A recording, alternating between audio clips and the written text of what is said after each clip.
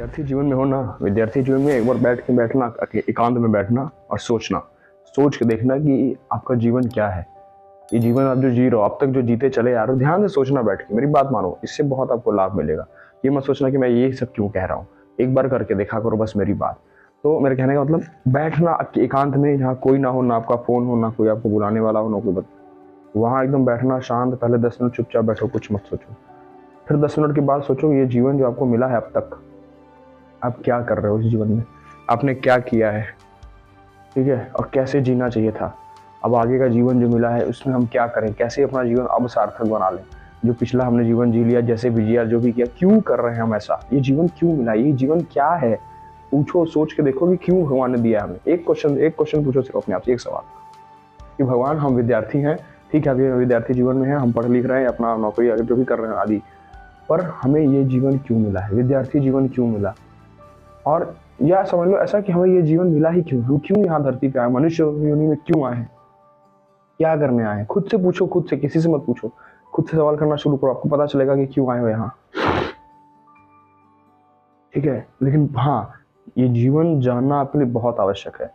हम जो आजकल जो चीजें कर रहे हैं, जैसा व्यवहार लोगों के दूसरों के प्रति जैसा हमारा व्यवहार है, जैसे दिनचर्या हमारी चल रही है, जैसे आजकल आधुनिक चीजें बनाने के चक्कर में हम अंदाजा भी नहीं है, ठीक है। हम इस जीवन को सार्थक नहीं बनाने के बजाय हम क्या कर रहे हैं, किस भोगों में, किस चीजों को संचय करने में लगे हैं हम, कर्तव्य से अपने भटक रहे हैं, गंदे आचरण कर रहे हैं। क्या है जीवन का लक्ष्य, कोई सोचा आपने कभी कि हम ये जीवन जी ही क्यों रहे हैं। कभी सोच के देखो।